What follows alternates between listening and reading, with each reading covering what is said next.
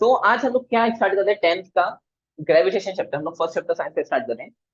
इस चैप्टर में हम लोगों को सबसे पहले क्या पढ़ना है कि हाँ, केप्लर्स लॉ ऑफ ग्रेविटेशन क्या है। तो केप्लर के 3 लॉ ऑफ ग्रेविटेशन है। पहला है फर्स्ट लॉ जो होता है उसको बोलते हैं लॉ ऑफ ऑर्बिट। बोलो क्या है लॉ ऑफ ऑर्बिट।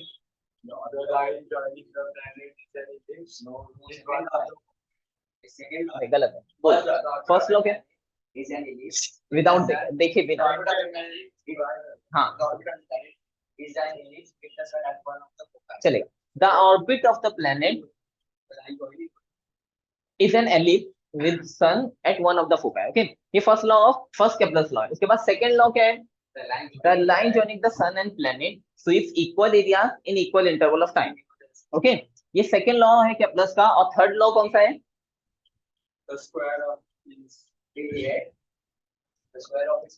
हाँ थर्ड लॉ जो है वो था T square is proportional to R cube. Okay, the square of its period of revolution around the sun is directly proportional to cube of the main distance of planet from the sun. Okay, ये third law है। सबसे पहला तीनों loss हम लोग को याद होने चाहिए। उसके बाद क्या याद करना है, सेंटीपिटल फोर्स। क्या होता है centripetal force, a force which acts towards the centre is called as centripetal force. Centripetal force के बाद क्या करना है, यूनिवर्सल लॉ ऑफ ग्रेविटेशन। क्या universal law of gravitation, every object attracts every other object with a definite force which is directly proportional to the product of their masses and inversely proportional to the square of the distance between them. याद है किसको, इसको याद है, याद है ना, मस्त। ओके चलो आगे बढ़ते हैं। ये 3 लॉज होने के बाद, यानी पहला क्या हुआ केप्लर्स लॉ, उसके बाद क्या हुआ सेंटीपिटल फोर्स की डेफिनेशन, उसके बाद क्या हुआ यूनिवर्सल लॉ ऑफ ग्रेविटेशन। ये होने के बाद उसका फॉर्मूला याद करना है। यूनिवर्सल लॉ ऑफ ग्रेविटेशन का क्या फॉर्मूला है, बोलो। अभी गायत्री के पेपर में एक डायग्राम आया था, ऐसा डायग्राम यहाँ पे दिया था, ये M1, यहाँ पे दिया था M2, यहाँ पे एक फोर्स दिया था, यहाँ पे एक फोर्स ऐसा F दिया था, ये ऐसा F दिया था दोनों का, और बताया था कि इसके रिलेटेड कौन सा फॉर्मूला या कौन सा लॉ है वो लिखा। तो उसको समझ में नहीं आएगा देखो, राइट। ये कौन सा लॉ है, यूनिवर्सल लॉ ऑफ ग्रेविटेशन। कौन सा, अभी जो बोला ना, every object attracts every other object with a definite force, यहाँ पे okay, which is directly proportional to the product of their masses and inversely proportional to the square of the distance between them, right। तो ये formula आया था और इसका formula लिखना था। क्या फॉर्मूला होता है ये, F is equals to G M1 M2 upon में D स्क्वायर। तो ये फॉर्मूला याद रखना है, ओके चलेगा। इसमें क्या होता है, G की वैल्यू पूछता है। G की वैल्यू क्या है, G इज इक्वल टू होता है 6.67 into 10⁻11 newton per metre square KG square. Yes लिखा है, ओके चलो जल्दी यहाँ एक वैल्यू लिख दो, नोटबुक निकालो, नोटबुक में जल्दी से वैल्यू लिखो, फिर आगे बढ़ते हैं। जो हम लोग का डायरेक्ट फर्स्ट टॉपिक है, वहां उसमें क्या होता है, एक हम लोग को ऐसा डायग्राम देगा। वो डायग्राम एक्चुअली होगा अर्थ का। अर्थ के पास यहाँ पे कहीं मून होगा, ओके, और अर्थ के पास मून इधर दिखाया होगा और यहाँ पे तुमको वाटर दिखाया होगा। यहाँ पे वाटर है, यहाँ पे वाटर है, और ये डायग्राम को करेक्ट करने बोलेगा कि हमको ये डायग्राम को करेक्ट करना है। ये क्या बताता है, हाई टाइड और लो टाइड बताता है। और डायग्राम में यहाँ पर लिखा होगा हाई टाइड और यहाँ पे लिखा होगा लो टाइड। आ रही है, ओके। अब इसके बाद क्या होगा, हाई टाइड लो टाइड यहाँ पे लिखा है, बट हम लोग को पता है कि डायग्राम रॉन्ग है। क्यों रॉन्ग है ये डायग्राम, क्योंकि मून की वजह से, मून क्या करता है, मून की ग्रेविटी अर्थ की ग्रेविटी को खींचती है, जिसकी वजह से क्या होता है, पानी ऊपर जाता है और उसकी वजह से हाई टाइड या लो टाइड आती है, राइट।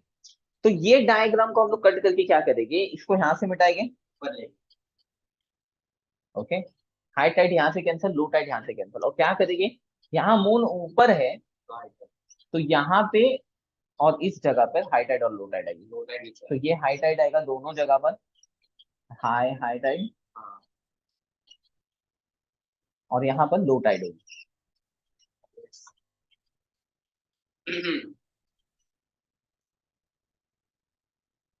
लोगों को समझना है कि चेंजेस ऑफ जी, जी यानी क्या होता है, एक्सेलरेशन ड्यू टू ग्रेविटी, उसमें क्या क्या चेंजेस आते हैं। तो सबसे पहले हम लोगों को समझना है कि हाइट के हिसाब से क्या होता है। तो सबसे पहले समझे कि हाइट के हिसाब से क्या होता है, ओके। तो हाइट इंक्रीज होगी, अगर समझो मेरी हाइट इंक्रीज हो रही है, ऊपर जा रही है, तो जी की वैल्यू क्या होगा, जी की वैल्यू डिक्रीज होते जाएगी। जैसे जैसे हम लोग ऊपर जाते जाएंगे जी की वैल्यू कम होते जाएगी, जी एक्सेलरेशन ड्यू टू ग्रेविटी होगा, राइट। तो ये हो गया हाइट के साथ।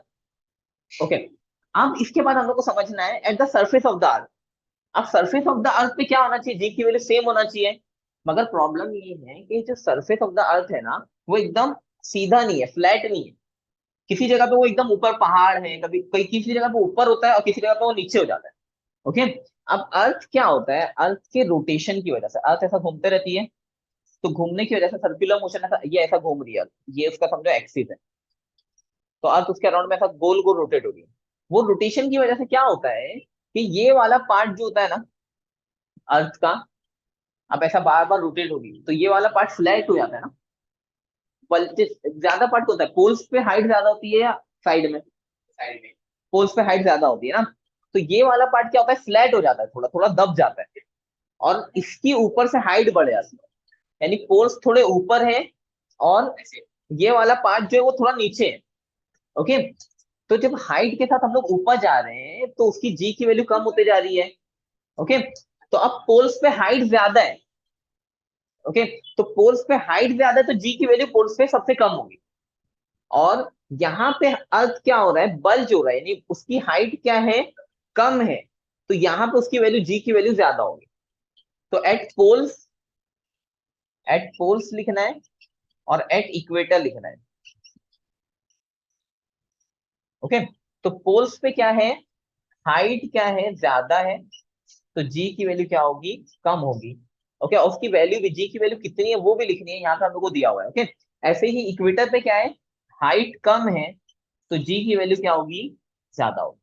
ओके, अब इसके बाद क्या हो रहा है, एक लास्ट टॉपिक है जिसको बोलते हैं डेप्थ के साथ क्या हो रहा है। तो डेप्थ के साथ क्या हो रहा है कि जैसे जैसे हम लोग नीचे चले जाते जाएंगे, ओके, तो अगर हम लोग नीचे जाते जा रहे हैं तो उसकी वजह से हाइट तो कम होती जा रही है, जिसकी वजह से जी की वैल्यू क्या होना चाहिए, हाइट कम होगी तो जी की वैल्यू बढ़ना चाहिए। मगर जैसे जैसे हम लोग नीचे जाते जाते तो अर्थ का मास क्या होता है, कम होते जाता है। तो अर्थ का मास कम होते जाता है, उसकी वजह से जी की वैल्यू कम होते जाती है। तो उसको बढ़ने की जगह जी की वैल्यू कम हो जाती है क्योंकि उसका मास कंपैरेटिवली ज्यादा कम होता है। तो डेप्थ में भी जी की वैल्यू क्या हो जाएगी, कम होते जाएगी। ओके, तो ये तीनों केसेस है चेंजेस इन जी। ये करने के बाद हम लोग को करना है मास और वेट में क्या डिफरेंस है ये बताना है। तो मास क्या होता है, mass shows the amount of matter present in our body.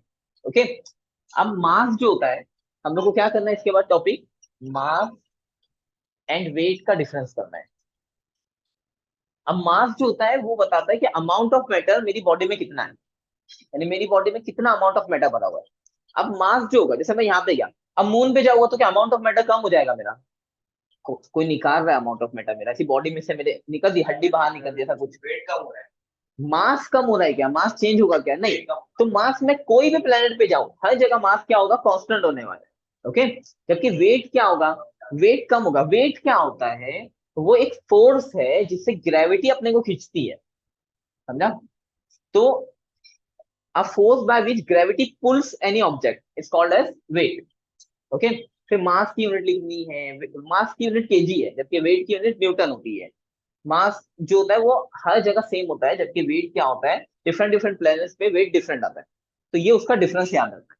Okay, 4 point याद रखना एक स्मॉल। अब इसके बाद क्या टॉपिक है, मास और वेट के बाद, अब इसके बाद एक है फ्री फॉल। फ्री फॉल क्या होता है पता है, whenever any object falls under the only influence of the gravity, सिर्फ ग्रेविटी के इन्फ्लुएंस में, समझो ये ऑब्जेक्ट है, ये ग्रेविटी के ऑब्जेक्ट में अगर गिर रहा है तो उसको मैं क्या बोलूंगा, फ्री फॉल बोलूंगा। ओके, और इसके बाद क्या है, अब इसके बाद एक टॉपिक है जिसको बोलते हैं एस्केप वेलोसिटी। तो एक होता है एस्केप वेलोसिटी और एक होती है क्रिटिकल वेलोसिटी। एक मिनट ये भी समझा देता हूँ, ये मिटा देता हूँ,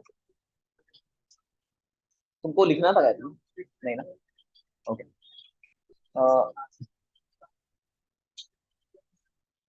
थर्ड पेज। ओके, इसके बाद क्या है, पहला है वी स्केप, स्केप वेलोसिटी, और एक होती है critical velocity, V critical, critical, और इसी को ऑर्बिटल वेलोसिटी भी बोलते हैं।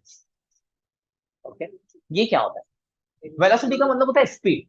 ओके, एस्केप वेलोसिटी का मतलब कि अर्थ की ग्रेविटी से बाहर जाने के लिए जितनी स्पीड चाहिए, अगर मैं एक वो लूं, क्या लूं, सैटेलाइट अगर मैं छोड़ रहा हूँ रॉकेट से, अगर मैं सैटेलाइट अर्थ के बाहर छोड़ रहा हूँ, तो मैं जो अर्थ से बाहर जाने के लिए जितनी स्पीड लगेगी तो उसको मैं बोलूंगा escape velocity. Okay, the minimum velocity required to escape from the earth gravitational field is called as escape velocity. और क्रिटिकल वेलोसिटी क्या होगी? क्रिटिकल वेलोसिटी ये होती है कि एक बार तुम एस्केप करके मैं बाहर हो गया, यानी मैं समझो ये अर्थ है, मैं एस्केप करके यहाँ पे आ गया और यहाँ पे रुक गया।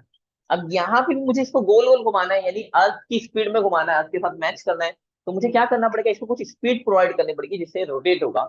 और उस स्पीड को, जिस स्पीड में मैं इसको घुमाऊंगा, तो उसको बोलते हैं क्रिटिकल वेलोसिटी या फिर ऑर्बिटल वेलोसिटी। और इसकी वैल्यू, एस्केप वेलोसिटी की वैल्यू 11.7 किलोमीटर होती है ना, 11.2 11.2 किलोमीटर पर सेकेंड। इसका फॉर्मूला क्या होता है? एस्केप वेलोसिटी का फॉर्मूला देखो, एस्केप वेलोसिटी और क्रिटिकल वेलोसिटी दोनों का फॉर्मूला हम लोगों को वेलोसिटी का होता है V escape is equal to root में 2gm अपॉन आर। तो ये है एस्केप वेलोसिटी का फॉर्मूला, ये फॉर्मूला हम लोगों को याद रखना है। तो हम लोग क्या करते हैं, नॉन के कुछ क्वेश्चंस करते हैं पेपर्स में। सबसे पहला क्वेश्चन है, एक एमसीक्यू है, according to dash, okay, the line joining the planet and the sun sweeps equal area in equal interval of time. तो Kepler third law, Kepler second law, Kepler second law of motion. Okay, सही है। चलो start करते हैं। इसके बाद दूसरा वाला क्वेश्चन लिखा है, एस्केप वेलोसिटी के तीन फॉर्मूले लिखे हैं, उसको मैथ द फॉलोइंग करना। तो अभी लिखा ना हम लोगों ने रूट में 2gm अपॉन आर, तो वो होगा, बस एक ही क्वेश्चन दिया हुआ।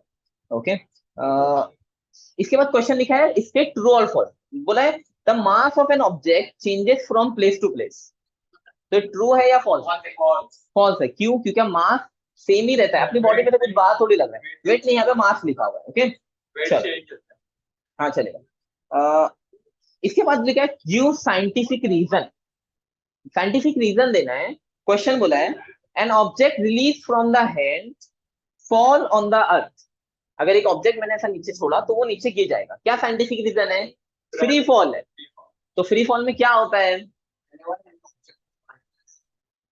Of only gravity is called as free fall. Okay, तो फ्री फॉल में क्या होता है कि एक ही फोर्स एक्ट करता है, वो कौन सा होता है फोर्स? ग्रेविटी का। सही है, ग्रेविटी का फोर्स होता है ना, अच्छा होगा। ओके, सही है। चल आगे बढ़ते हैं। अब इसके बाद तो ये हो गया फ्री फॉल, राइट। इसमें acceleration due to gravity G की वैल्यू भी लिखनी होगी, 9.8 metre per second square. Okay, आगे बढ़ते हैं। इसके बाद क्वेश्चन लिखा है, define centripetal force and weight. बोलो, सेंट्रीपिटल फोर्स क्या होता है?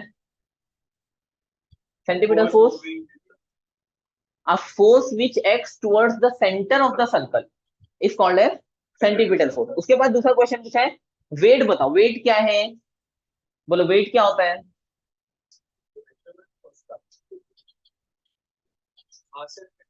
वेट क्या है? तो वेट की डेफिनेशन तो होनी चाहिए ना, डेफिनेशन पूछा है, weight is a force by which any gravity pulls an object. ये बोलोगे, ऐसा कुछ होगा, उसका वेट की डेफिनेशन ये होगी, यानी ग्रेविटी कितने फोर्स से किसी ऑब्जेक्ट को अट्रैक्ट कर रही है, उसको मैं क्या बोलूंगा? वेट बोलूंगा।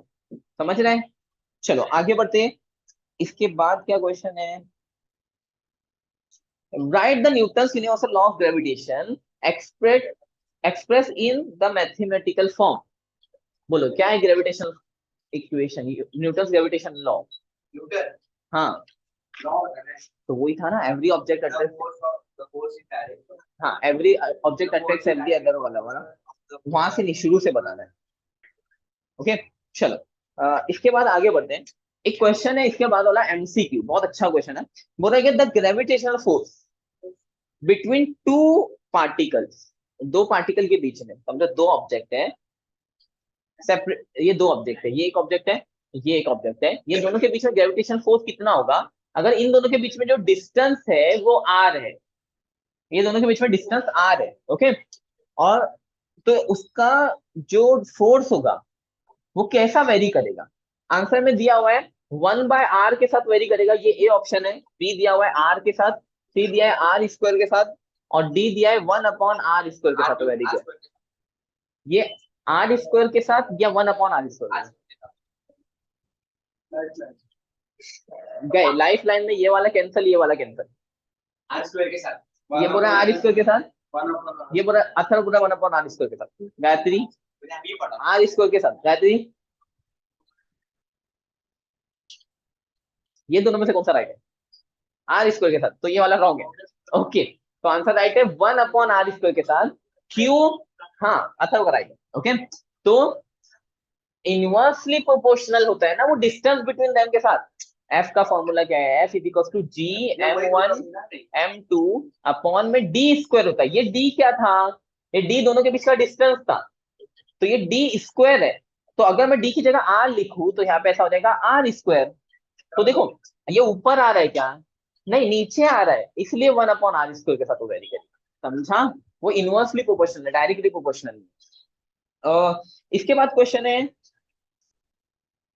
Name the force responsible for motion of a planet around the sun. बताओ कौन सा फोर्स है जिसकी वजह से प्लेनेट जो है वो सन के अराउंड में घूम रहे हैं, अपना अर्थ घूम रहा है। कौन सा ऐसा फोर्स है? फोर्स, ध्यान दो क्वेश्चन में, कौन सा फोर्स है जिसकी वजह से अपने प्लेनेट सन के अराउंड में घूम रहे हैं? कौन सा फोर्स है? हाँ बोलो ना। नहीं, ऑप्शन, ये आंसर है, कुछ ऑप्शन नहीं है उसका। ग्रेविटेशनल फोर्स है ना, जिसकी वजह से सन के अराउंड में घूम रहे हैं हम लोग। एकदम सिंपल है, फोर्स ऑफ ग्रेविटेशन। समझा? यहाँ पे ये वाला एक क्वेश्चन दिया हुआ है, ये केपलर का डायग्राम है, और केपलर के डायग्राम में हम लोगों को क्वेश्चन पूछा है। कैसे क्वेश्चन पूछा है? पहला वो बोल रहा है, which laws do we understand from the above description. यहाँ पे एक लॉ बता रहा है। अब वो लॉ कैसा बता है? देखो, in the adjoining figure an orbit of a planet around the sun has been shown A B and C D. यहाँ पे कुछ लाइन लाइन बनी हुई है, और उसमें बता रहे कि ये sweep equal area in equal interval of time. तो कौन सा लॉ बता रहे हैं? Kepler's second law of motion. Okay, उसके बाद दूसरा क्या है? इसी को लॉ ऑफ एरिया भी बोलते हैं, याद है ना?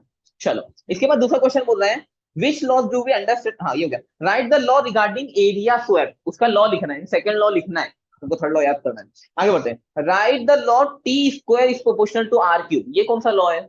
Third law. तो थर्ड लॉ लिखना है, याद होना चाहिए। ओके, तो आज तुम लोग ये याद करोगे। एक क्वेश्चन है, बहुत अच्छा क्वेश्चन है, चलो करते हैं। बोल रहे हैं क्वेश्चन लिखो, अभी ये क्वेश्चन लिखना पड़ेगा। A metal ball of mass 7 kg। देखो, a metal ball of mass 7 kg। मैं इसको मिटाता हूँ और उसमें क्वेश्चन लिखता हूँ।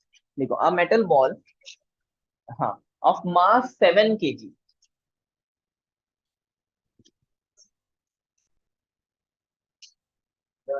तो रुक जाओ, एक मिनट, नहीं वो नहीं करना है। मास कितना है? m इज इक्वल टू 7 kg, ये दिया हुआ है। और उसके बाद लिखा हुआ है, falls from a height of 1960 metre. तो h दिया है, हाइट दी हुई है 1960 मीटर। वापस से पढ़ता हूँ। A metal ball of mass 7 kg falls from a height of 1960 meter. Okay. How much time it takes to reach the ground? How much time it takes to reach the ground? ये पूछा है, time कितना लेगा वो।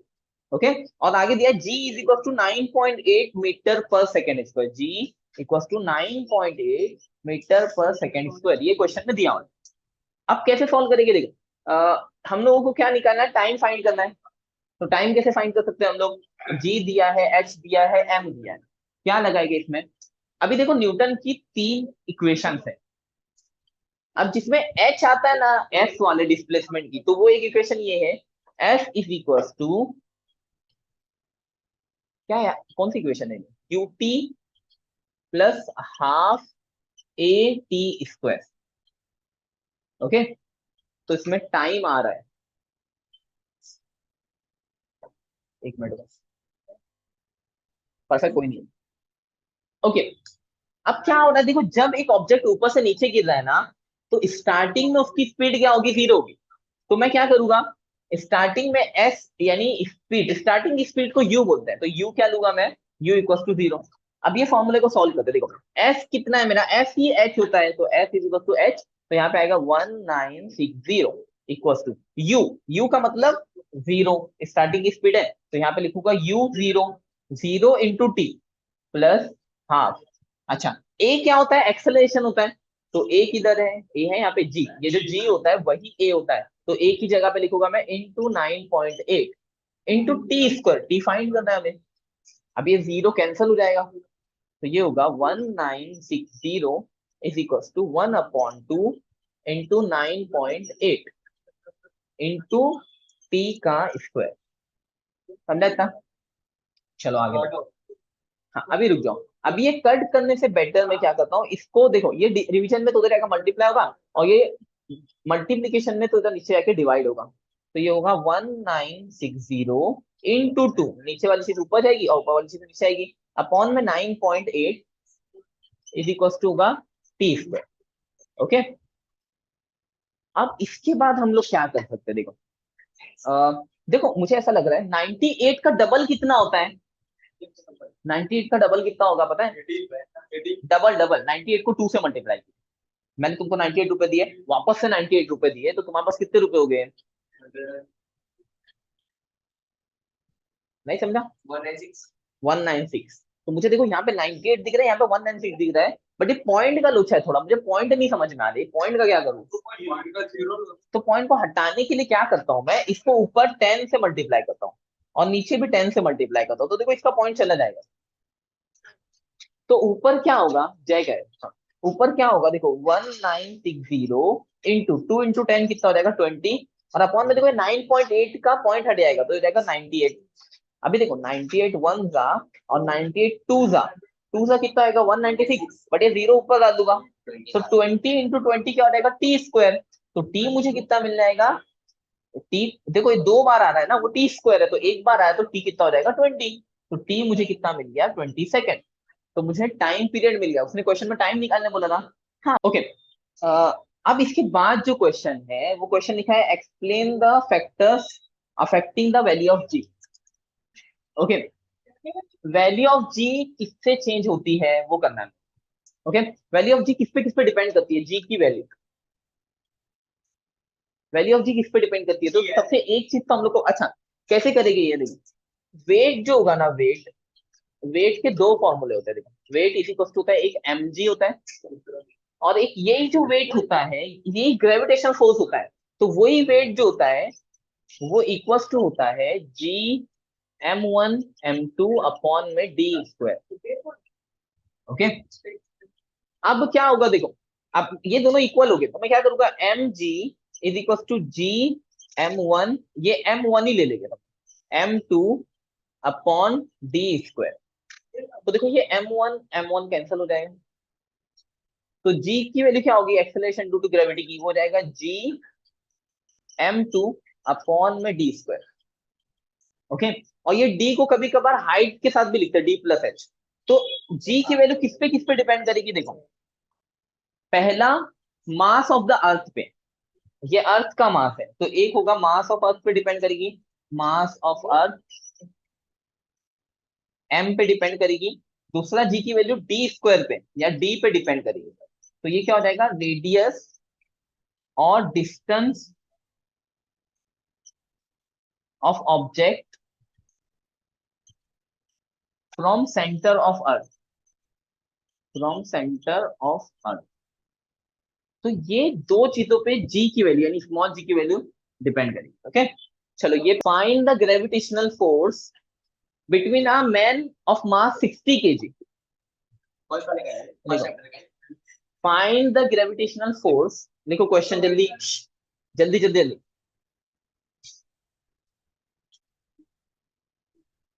force of a man of mass 60 kg between a man of mass 60 kg and a car of mass 2000 kg, तो क्या होगा, m1 कितना हो जाएगा 60 kg and weight of car is 2000 kg, तो m2 क्या ले लेंगे, हो जाएगा 2000 kg, फिर आगे लिखा हुआ है separated by a distance of 10 metre, तो डिस्टेंस को ले लेंगे d, वो कितना दिया हुआ है, वो 10 मीटर दिया हुआ है, उसके बाद क्वेश्चन दिया हुआ है जी की वैल्यू, जी क्या है, वो है 6.67 इंटू 10⁻11 न्यूटन मीटर स्क्वायर पर केजी। ओके, चलो स्टार्ट करते हैं, इसको हम लोग को सॉल्व करना है। तो f क्या होता है, f is equal to g m1 m2 upon में d स्क्वायर। ओके, बहुत इजी सा है। g की वैल्यू क्या है, g की वैल्यू 6.67 इंटू 10⁻⁻11 इंटू m1 की वैल्यू कितनी है 60, तो यहाँ पे मैं लिख दूंगा 60 इंटू m2 की वैल्यू कितनी है, देखो m1 m2 तो मुझे वो वैल्यूज पुट करनी है। m2 कितना है 2000, तो मैं लिख दूंगा 2000 और अपॉन में क्या है डी स्क्वायर। अभी डी स्क्वायर, डी कितना है 10, तो 10 का स्क्वायर, तो लिखूंगा मैं 10 का स्क्वायर। चलो इसको सॉल्व करते हैं। 10 का स्क्वायर कितना होगा 100 होगा, तो अभी होगा 6.67 इंटू 10⁻⁻11 इंटू 60 इंटू 2000 और अपॉन में क्या होगा 100। जीरो जीरो कट करते हैं। अब देखो कौन कौन सा जीरो कट करते हैं, एक इसका एक इसका एक इसका एक इसका, दो जीरो कट। ओके, अभी एक चीज का ध्यान दो, जब ये माइनस की पावर है ना, यहाँ पे -11 है, तो मैं ये दो जीरो भी गायब कर सकता हूँ। बोलो क्या हुआ, मल्टीप्लाई हो रहा है ना, ऊपर ऊपर कट नहीं हो रहा है, नीचे नहीं है ना वो, अगर ऊपर नीचे होता तो कट होता था। ओके चलो चलते हैं।